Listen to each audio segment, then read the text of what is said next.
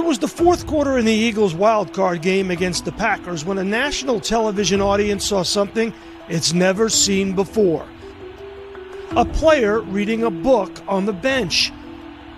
Not a playbook, a book called Inner Excellence. The player, A.J. Brown. So I'm just trying to slow my brain down. Overnight, Inner Excellence became the #1 bestseller on Amazon. NFL All-Star and Super Bowl champion A.J. Brown credits you and your book with giving him the mental edge to perform at his very best. Based on your experience, what is the mindset shift that separates the good from the truly great? Well, there's a couple things. One is that the really great, they just want to get better. They love what they're doing and they just want to get better at it. Everybody else, they just want to win. Yeah. So it's the difference between wanting to win and wanting to get better. So are you saying that the guys that are truly elite, they don't want to win? I'm saying what the difference is. So the guys that are the very best in anything, they just want to see how good they can be. Yeah. And they're ready to fail.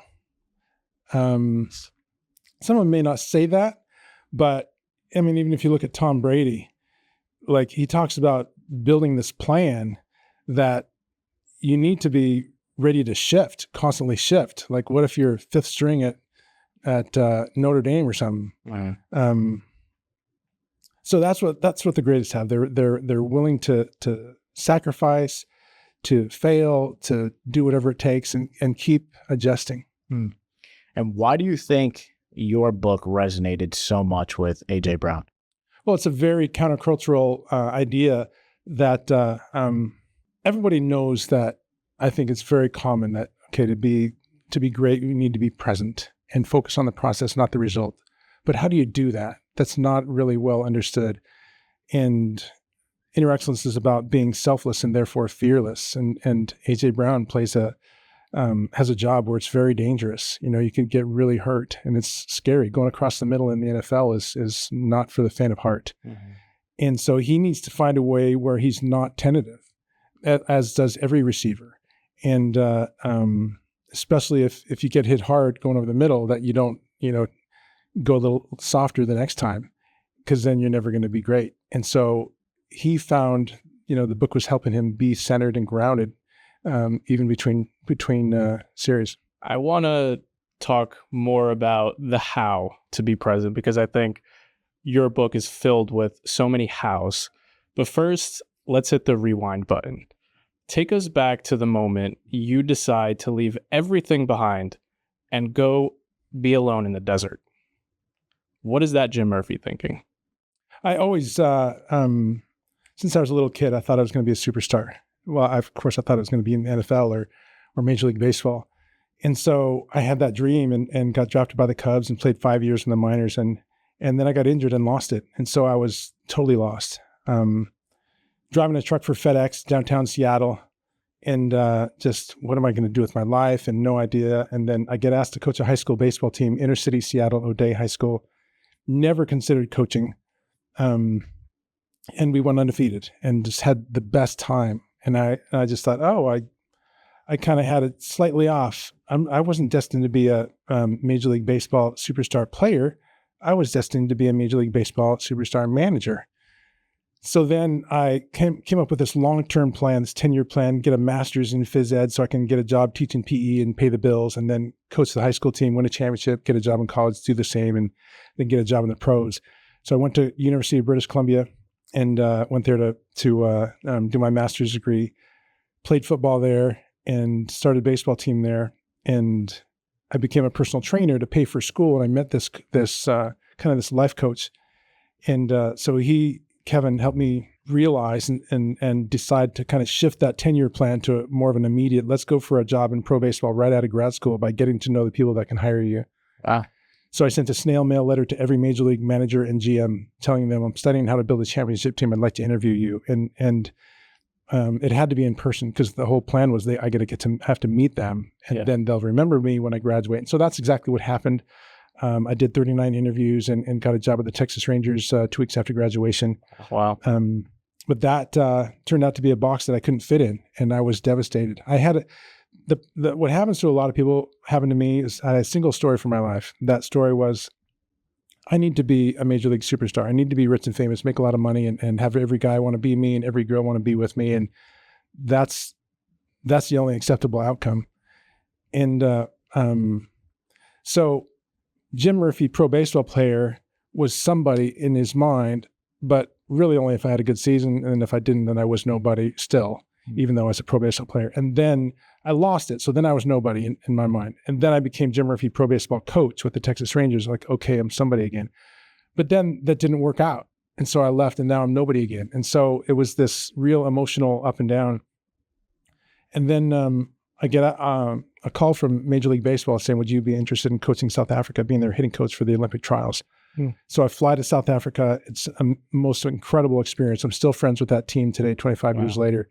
Our bat boy was living in the tool shed of our baseball field, Gift Ngupe, with his mother and little brother. He gets drafted by the Pittsburgh Pirates, becomes the first African-born player ever to play in the big leagues. Wow. Amazing story. But I'd never seen poverty like I had before, and like I had in South Africa. And that really had a huge impact on my life. So the Olympics was extraordinary. I got to meet Nelson Mandela, march in opening ceremonies. We had one of the biggest upsets in Olympic baseball history. It was awesome. The friends I made are lifelong friends. So did you feel like somebody again now? Yeah, I did. Yeah. So but then it was over. And so now I'm nobody again. So, and this is what happens to a lot of people that have some success. They crave it so much. It's because our deepest need is for love and our greatest fear is rejection. And so if you're successful or talented or have some sort of skill that the world loves or shows you some love for, then you're going to feel this sense of aliveness when you do good in that. But the problem is you're going to feel the exact opposite when you don't do good, because they're going to pull those cheers are going to be gone in a heartbeat when you fail. And so that's the big fear. And that's why freedom is such a very scarce thing nowadays in sports and in life, because people are afraid to fail because of the judgment that so easily happens on social media. So I after the Olympics, what am I going to do with my life? Nothing now. And so that's when I left for the desert. I get a call from Ricky Scruggs, a teammate in pro baseball. He's starting a baseball academy in Tucson, Arizona. And it was just perfect timing. I was just thinking, I was just getting restless. And so I give away over half my possessions, including my TV, go to live a life of solitude and help him out part-time. And it was really just to figure out, what can I do with my life? Something that I can devote my life to, that I'm willing to live and die for. And that's why I went to the desert. And when you were in the desert and you were in solitude, was there a moment where something clicked, where the concept for inner excellence came to you? Well, there was a few things that were really significant. And when I say going in solitude, it's not like I was in a teepee. I lived in the baseball academy for a few months, which had no shower. So I would shower at the LA Fitness. Wow. But one thing that I always remember of that time in the desert was every day was the same pretty much, because I was trying to have this sort of isolation to figure out what to do with my life. And that's why I had to get rid of the TV, because I knew that if I isolated myself and I watched TV, that would be the worst possible outcome. Be totally lonely and waste your time. So that's why no TV. So I'm in my house one night in December, empty house by myself, writing in my journal. I hear a noise. I go outside and I see fireworks. And I'm like, oh my gosh, what day is it? Oh, it's December 31st. I had no idea. That's insane. And so that was kind of sad, but also kind of strange. Like, who does this? This is so weird. My friends are all back in Vancouver, Canada, having a good time. And I'm here by myself in this empty house. And so it was lonely. But then that house was on the outskirts of Tucson. When I was there, I decided to become a personal coach to pro baseball players, teach them how to have peace and confidence under pressure. And my first few athletes do amazing. So I'm like, okay, this is going to be what I'm going to devote my life to. So I'm going to put together a little manual for future clients. Here's how you have peace and confidence under the most pressure. And I thought I would spend a couple weeks on it and then just have this little pamphlet to give out. But then I remembered all those interviews I did with the coaches, and I thought, you know what, I should call up a sports psychologist and ask him a few questions. Like, how can a Major League Baseball and player in Game 7 of the World Series with the game on the line, bottom of the ninth, 2 outs, bases loaded, full count, down by 1. How can that guy on that next pitch have peace and confidence? Or how can an Olympic athlete train for 4 years for an event that may last less than a minute? So I asked these 2 questions to the first psychologist and the second and the third and the fourth. And 5 years, 50, 60 hours a week later, I ended up writing a book about it. And in that book, what did you learn about these people who are chasing being the best? What was the aha moment for you? Well, there's several things. One is that I always thought that the best possible life was getting really, really good results and circumstances. I'm very, very successful. That's what I thought. Because if I get those really good circumstances, like this big, beautiful house, beautiful wife, everything, trips to Europe, that's the best possible life. And what I've realized in the desert and now is that the best possible life is where you feel fully alive, where you have a meaningful, fulfilling life with amazing experiences and deep, enriching relationships, where you're learning and growing and making a difference in the world. That's what I didn't know that I know now.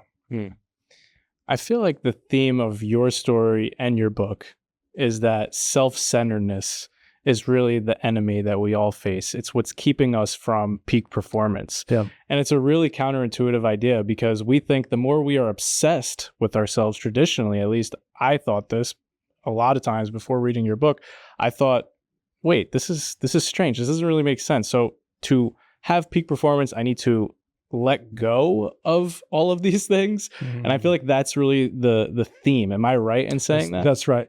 So let's put it this way. When you're at your best in sports, what did you guys play in high school? Football. Same. Okay. Yeah, me too. So when you're at your best playing football, were you thinking about yourself? Like, what was your mind like?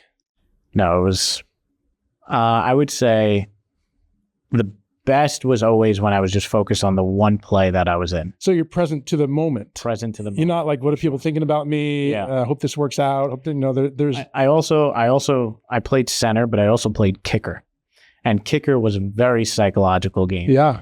And one thing that I realized as a kicker was, I think you spoke a little bit about this. So I was in the All-City game, which were the best players in New York City versus the players in Long Island. And I'm the kicker in this game. And we're down by 2 points.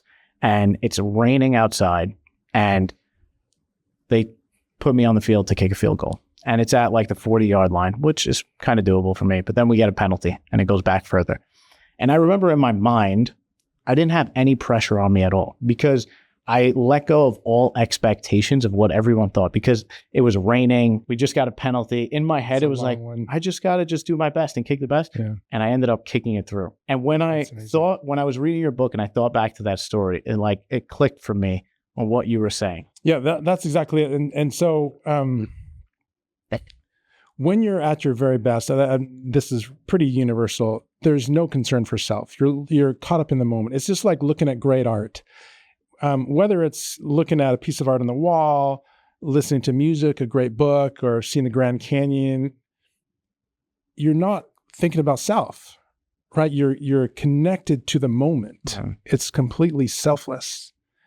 And so that's what inner excellence is saying, look, the thing that stops most people most of the time is we get in our own way with the 3 big obstacles, which is overthinking, negative thinking or judgmental thinking, and self-consciousness, concern for what will people think of me if I screw this up?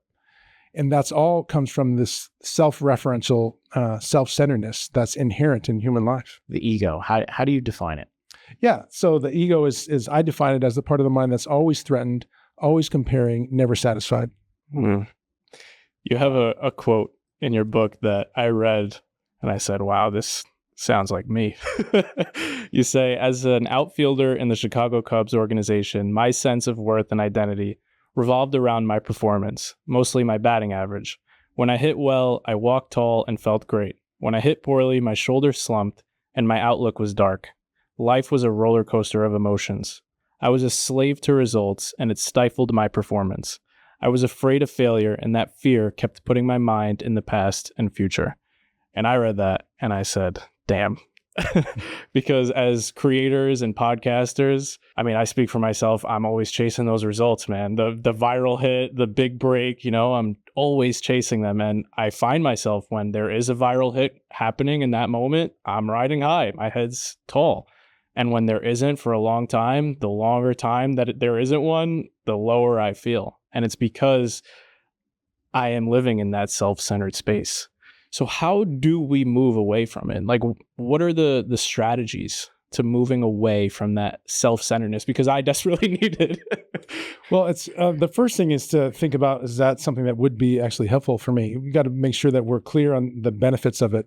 Otherwise, we're never going to do it. And it's really starting off with, what do I want most? Like, why do I want that viral hit? Or why do I want to be more successful? What is it that I really want? So say it all went perfect. Yeah. Like as good as you possibly could, circumstance and result wise.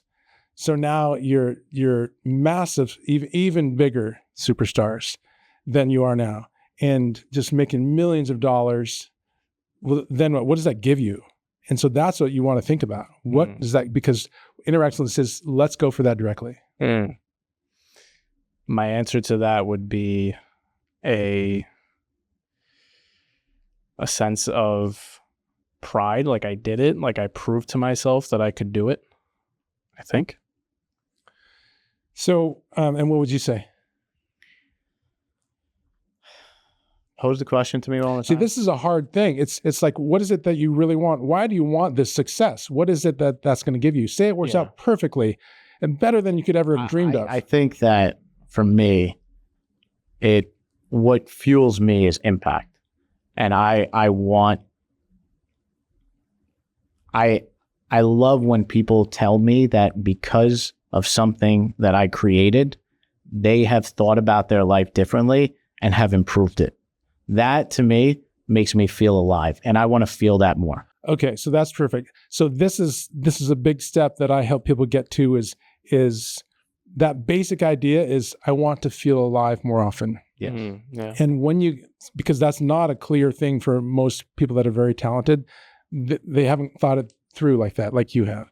And so that's the first big step, is to realize, okay, what do I really want? I want to feel alive more often. Now we've got a whole bunch of information that we can use for that. Okay, so how do we feel alive? Well, sacrificial love is kind of the predominant way. Joy comes from love. And that sort of love, meaning we're created for relationships.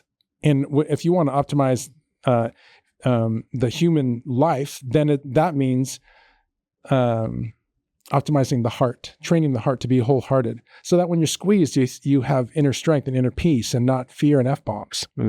It's really powerful. So I go back to what you said, which is we all have this craving for love, and that's where it's all really coming from. If you boil it all down, it comes down to that one thing. That's right. It's love. Yeah. That's what we crave more than anything in the world. Mm-hmm. And I think I'm about to be a father in the next couple of months. Thank you. And I think about when you get in the hospital, they tell you have to do, skin to skin. And it's like, this is infused in us from birth, that we need that touch and love of another human. That's right. It's part of our survival. And it just makes it hits that much deeper when you think about it it's a need that we have right from birth. Yeah. And that's really powerful. And I think also realizing, how do I want to live my life? Because if you do some research and look at the people, okay, so I just want to be rich and famous. So look at Jim Murphy when he was young, really just want to be rich and famous. Well, I guess you could also say, I love being athletic. I love being outdoors and hitting home runs and catching touchdowns or whatever. It all kind of went all together to me. That's the best possible life, doing all that, being athletic. But if you look at, say, take it to the end and go to, okay, let's look at the most rich and famous people from the last 50 years, like at Hollywood, whatever. And you say, okay, look at their lives. For a lot of people, they're like, yeah, that's the life that would be the best ever. Yeah. But then you look at their heart and their inner world, and is it filled with peace and joy? And so that's what a lot of people miss. And I asked this question of, would you rather have a $10 million house on the water completely paid off and have all the normal concerns of that person, or would you rather be guaranteed amazing experiences and deep enriching relationships with peace and joy and happiness every single day of your life. Guaranteed that. But you're going to live in an apartment, paycheck to paycheck, no savings the rest of your life. Which you're going to take? The apartment. And so my whole life, not my whole life, most of my life, I would have taken the house. And it's because if you've never had anxiety or fear or anything like that, then most likely you'll take the house. Like, why do you want like peace? I don't need peace. But if you've had a lot of anxiety and if you become like you lived a few years in your life and you had some wounds, now you start to think deep, well, what is it that I really want? Right. And if you want to live a meaningful, fulfilling life, now we're starting to get into relationships. I want to take this back to athletes. So when you work with athletes, can you describe what that actually looks like? So let's say you ask them a question like you just asked me. Where does it go from there with them? So I think the best coaches, what they need to do is I've got to connect with you and understand how to speak your language. Like if you've never been to church and I start talking about love, wisdom, and courage or spiritual life. Yeah. Like go over my head. You're probably going to walk out in 2 minutes.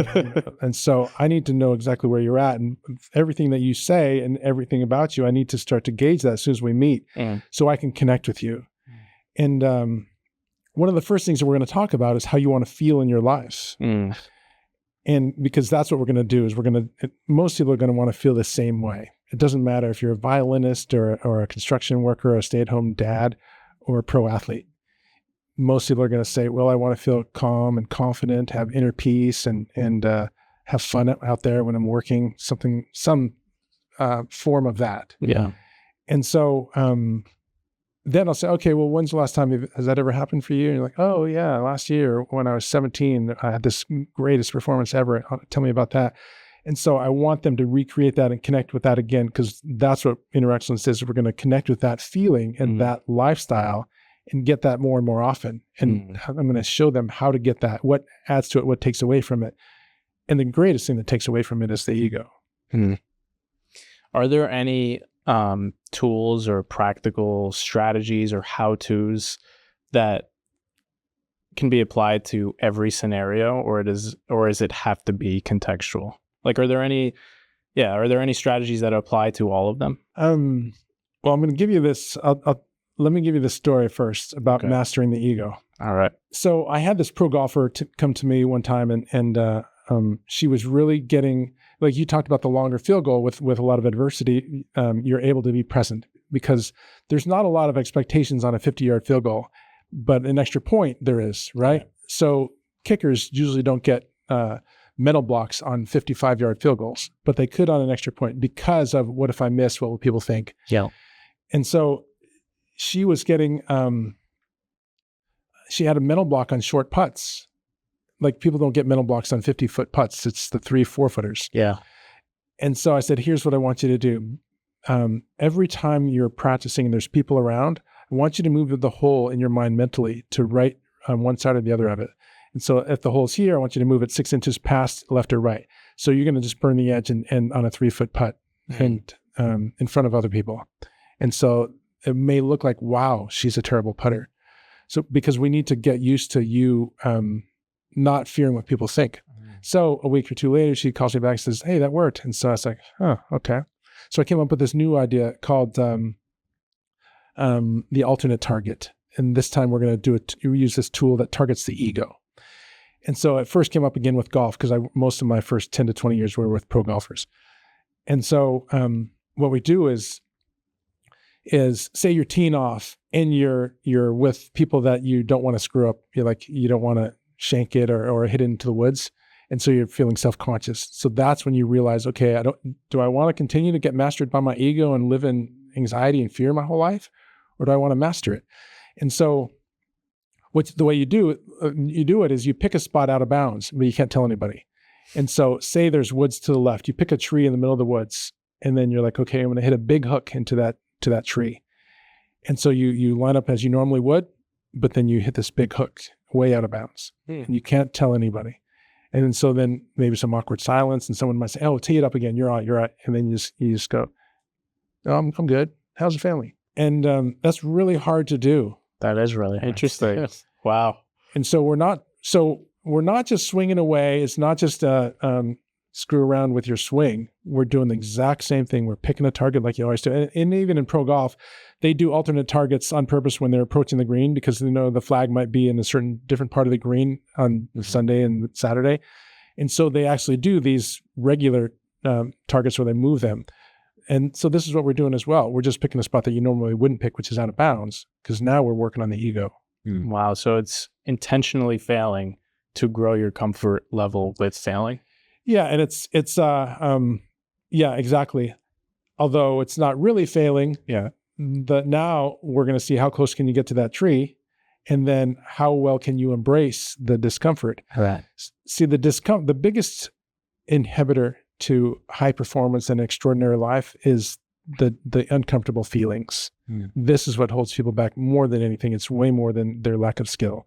It's their fear of getting too uncomfortable, to get feelings that they just do not want to face. So Inner Excellence has 9 disciplines, and one of them is embrace the tension. When I say embrace the tension, what I mean is embrace the unknown, embrace what could possibly happen. And the way we do it is I want you to ask yourself these questions. Am I willing to face my fears? Am I willing to fail and look foolish? Am I willing to face any feeling? And that's a big one. And am I willing to face any feeling? And if it never goes away, am I willing to stick with it the whole day? Because if you can do that, now all kinds of things open up. Now you can expand what you believe is possible. You can reach levels you've never reached before. The key in that moment is not whether you're successful in whatever physical thing you're trying to do. It's, can I embrace this moment? Because if you can embrace that moment, eventually you're going to break through. It's really powerful. I want to talk about competition for a second, because I think that's a very interesting part of this book, the reframing of it. So growing up, we played football. I never thought of my competition as my dance partner. I always thought that I needed to absolutely obliterate my competition. Yeah. But you say that having Inner Excellence reframes that. Can you double click that for us? Yeah. So, I mean, you're talking about Phil Jackson, the great Bulls coach and Lakers coach. So 11 NBA titles. And he said the opponent is not the enemy, they're a partner in the dance. And so what happened to him was he was an NBA player and he was very emotional. And when he became a coach, he started to think a little deeper about it. And he realized that his emotions were really hurting him. And so that's when he brought in meditation and things like that to the Bulls. But really understanding competition is so crucial if you want to be a great coach or athlete. The word compete means to seek together. And what happens in Western culture is they've taken that word and made it mean get angry if you fail. And it's really not the true sense of the word. But if I don't want to say people, you need to love your opponent, which is what I recommend to be your best. Because for some people, I was just talking about this today with a pro football player. Some people, anger helps them perform better. Most people, it doesn't. Most people, it's holding on to the past and something they won and didn't get and keeps them out from being their best in the next moment. So the idea is, how can I get into that moment of where I'm at my best, fully engaged, heart, mind, and body, unattached to what I'm trying to do? And for me, loving your opponent is the best way for a lot of people. In other words, well, how do I love my opponent? I want the best for them, and I want to make them better. So I'm going to bring my A game. I hope they bring their A game, and we're going to put on a show for the fans. And the thing is, I don't know whose turn it is to win. Say I'm playing tennis at Wimbledon. Yeah, of course I want to win, right? Yeah. I mean, I think I want to win as much as anyone that's ever been an athlete. I'm obsessed about it. But now I realize, okay, if I want to win, if I really, really want to win, then the obvious question is, what's the best strategy to win? And what I found is the best strategy is to be fully present. And so way more powerful than being fully confident. And so, well, how do you get to be fully present? I found love is fearless. And love is by definition, love is not thinking about yourself. And the greatest obstacle is when we think about ourselves. I resonate so deeply with that. I'm not sure if you know, we were on The Amazing Race. Yeah, I wanted to hear about that. Yeah, so we actually learned a lot of these lessons through our own experience because we put a tremendous amount of pressure We on could have used your ourselves. book. Right on the race, man. We tell people, for us, it was like Squid Games. If we ended up in last place, we were getting shot. Like, that's the amount of stakes that we put on ourselves going into it. And leg by leg, we realized the more pressure we put on, the more we wanted to win, the worse we performed every single time. And when the clock was ticking, every episode, there's every leg of the race, there's a ticking time bomb. You don't want to end up in last. There's always a team right behind you chasing you down. Mm-hmm. And when you let yourself get wrapped into that and think about you compared to them, your performance just plummets. And we saw that from experience every single time. And ironically, the team that won the whole thing clearly played with the most amount of joy and presence and fun. And afterwards, we had the opportunity to really sit down with them and interview them. And that's when we realized, like, wow, they had a completely different mindset to us. And they were able to take the challenges that were thrown at them and playfully dance with them, basically, and succeed. Yeah. Where when they came at us, they drilled us down to the floor. And it was just it was a learning experience that reading your book, having that experience, I think it's really been stapled into our heads now that we need to remove some of that pressure and lean more into the moment and the joy and the fun. Yeah, that's so cool. It's so common. This is just a message that needs to be heard, especially by young kids, is that by definition, winning and losing is a past future thing. And when you think about the past and future, then you're not present. Right? And so if you want to be your best, you need to be present in the moment. And so that's where joy is like the number one factor in self-control. Mm. If you have joy, which comes from love, then you're going to have self-control. And then, of course, then now you've got some options. Yeah. Another thing that I think we were doing was we were thinking about what other people would think of us, like our family back home, if we lost early on in the race, right? Yes. It took us 7 years to make it on the race. And in our head, it would have been the most embarrassing thing in the world if we went out early on. And I feel like that voice was playing in our head and got in our way. And that's for sure something that your book, Inner Excellence, really is about conquering, right? It's about being able to see that and detach from it. That's the voice that's always threatened, always comparing, never satisfied. It's also the voice whose fists are always clenched, right? We tend to think that mental toughness is about like gritting your teeth and really fighting and pushing through. But what we've learned through The Amazing Race is sometimes mental toughness, actually most of the time or almost all the time, it's about letting go of the results and being fully engaged in the moment. Oh, for sure. Mental toughness is really about sharing what you love. Mm. What do you mean by that? If you are performing and you're trying to be perfect, now we've got stress. If you have to win, you can't control it, now we've got stress.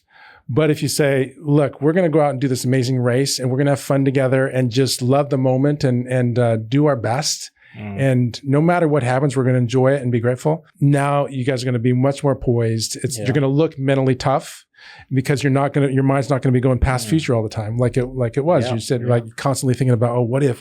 That the whole what if and past future is a mind that's not mentally tough. Mentally tough is just when you're fully present. And so how do you be fully present? So joy. Let's talk about some daily goals that we can set for ourselves and everyone listening that can help us living with inner excellence. Yeah, well, inner excellence, the number one goal every day is to learn and grow. Everything is on learning and growing. And so within that, we have 4 daily goals. So the first one is to give the best of what you have every day. And some days it's not going to be very good. And I'll give you an example. I got up this morning. I was in central New Jersey, and I thought it was going to be an hour and 45-minute drive to Manhattan based on GPS, and it took 4 hours or almost 4 hours. And so I was tired. I've been working on another book, and I was not feeling my best. Tired, and then get out of the car and then go right into the interview within 5 minutes. So I said, I need to use the bathroom. So I go to the bathroom, and I'm thinking about this. And then I remembered goal number 1.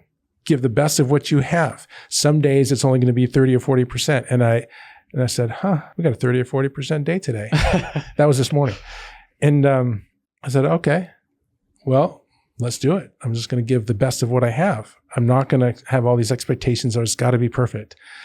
And it was a great morning. Wow. So that's number one is give the best of what you have. And some days it's not going to be very good, and that's okay.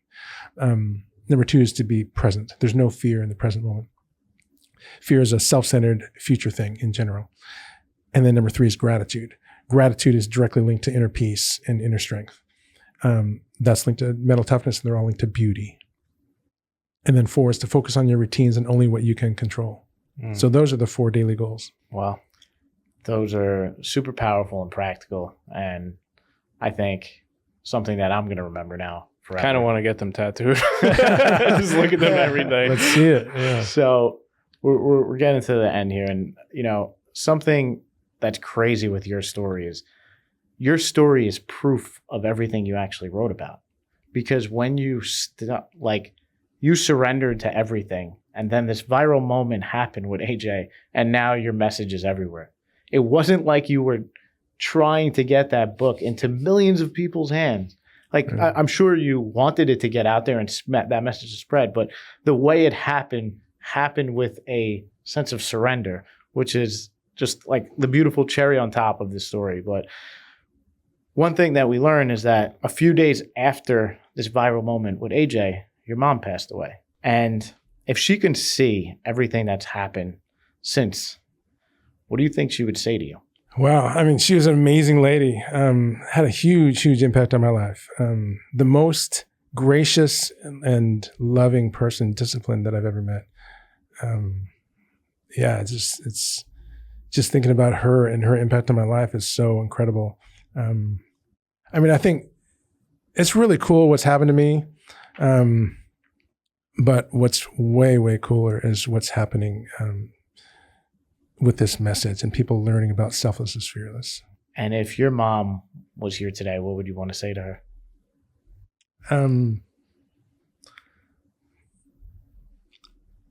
Well, I'd give her a hug and say I love her. That's all. She's amazing. Wow. And I think I think she's in heaven right now, and there's not a lot that has to be said because her last year or two, we spent a lot of time together, and I know how much she loves me and how much I love her, and but I'm excited to see her in heaven. So yeah, thank you. Well, we're spiritual guys ourselves, and we know that she's present still through your spirit and you, and she's a part of all of this. I think she has to be, and she's looking down on you, smiling, man. Thank you. Very happy, and thank you so much. Just very proud of you. And I just want to end by saying we're very grateful to be in your presence, and thank you for changing our lives, man. Thank you. Nothing but love for you. Thank you. Thanks so much for having me. Appreciate you, man. Thank you for sharing your wisdom. And that's a wrap. Thank you so much for listening all the way to the end. If you like this episode of the podcast, you'll probably also like this one right here. So give it a click. Okay.